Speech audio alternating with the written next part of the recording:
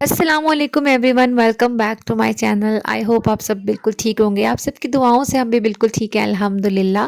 Being a married woman, आज आप सबके साथ छोटी मोटी सी कुछ अच्छी अच्छी टिप्स शेयर करूंगी ताकि आप सबकी मैरिड लाइफ भी एक हैप्पी लाइफ बन सके। सबसे इम्पोर्टेंट बात, अपने पार्टनर की बात को समझने की कोशिश करें। शायद आप दोनों में से कोई भी जानबूझकर एक दूसरे का दिल ना दुखाता हो। अगर आपकी किसी बात या किसी काम की वजह से आपके पार्टनर का दिल दुखा है तो आप माफ़ी मांग लें। सेकंड बात, एक दूसरे की रिस्पेक्ट करें। आप एक दूसरे से आराम से बात करें, शुक्रिया और प्लीज़ जैसे अल्फाज इस्तेमाल करें तो ज़िंदगी बहुत पुरसुकून गुजरेगी।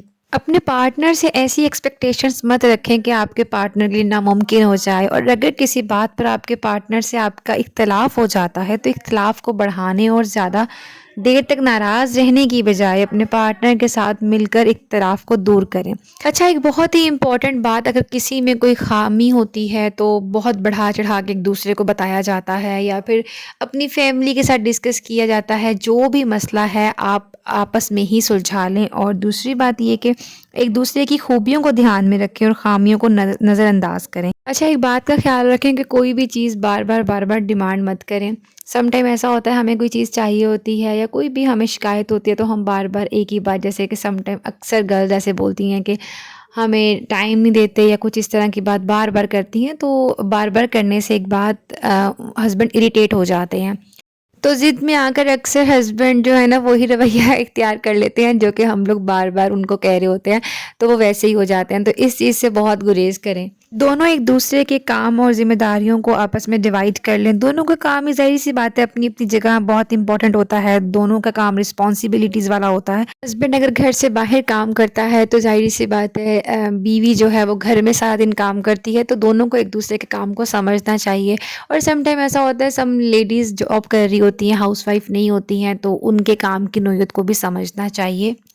एक और बहुत ही इम्पॉर्टेंट बात कि हर बात और हर वक्त तनकीद नहीं करनी चाहिए। वैसे तो तनकीद किसी भी रिश्ते के लिए अच्छी बात नहीं है, लेकिन हस्बैंड वाइफ के लिए तो बिल्कुल भी अच्छी नहीं है।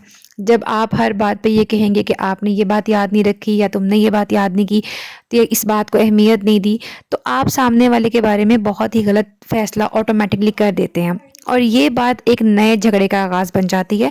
तो ये बात बिल्कुल भी सही नहीं होती है। और ऐसी बात हरगिज़ ना करें कि मज़ाक में भी किसी से ऐसी बात ना करें कि जिससे तौहीन होती हो। फॉर एग्ज़ाम्पल, अगर आप अपने पार्टनर को ये बोलो कि अपने आप को बहुत चालाक समझती हो या चालाक समझते हो या फिर तुम मेरे घर वालों से सीधी तरह बात नहीं करती, तो ऐसी बात से एक दूसरे को तौहीन महसूस होती है। ऐसी बात हमें नहीं करनी चाहिए।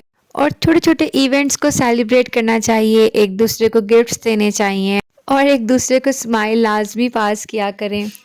तो इन शॉर्ट मैं आपसे ये कहूँगी कि माफ़ करना सीखें। यही ज़िंदगी का सबसे सुनहरा असूल है। और अपने पार्टनर की गलतियों पर उन्हें माफ़ करना सीखें और उनके समझने और तब्दील होने पर उनकी हौसला अफजाई कीजिए।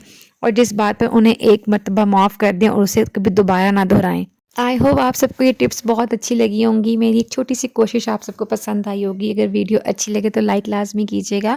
और एक रिसर्च के मुताबिक ये कहा जाता है कि जो शादीशुदा जोड़े होते हैं उनमें अक्सर बहस होती रहती है। ये मामूल की बात है, लेकिन एक दूसरे की बातों को बर्दाश्त कर लिया जाए तो मामूल की बहस जो होती है वो अपने असाब पर सवार ना की जाए तो ज़िंदगी बहुत अच्छी गुजरती है।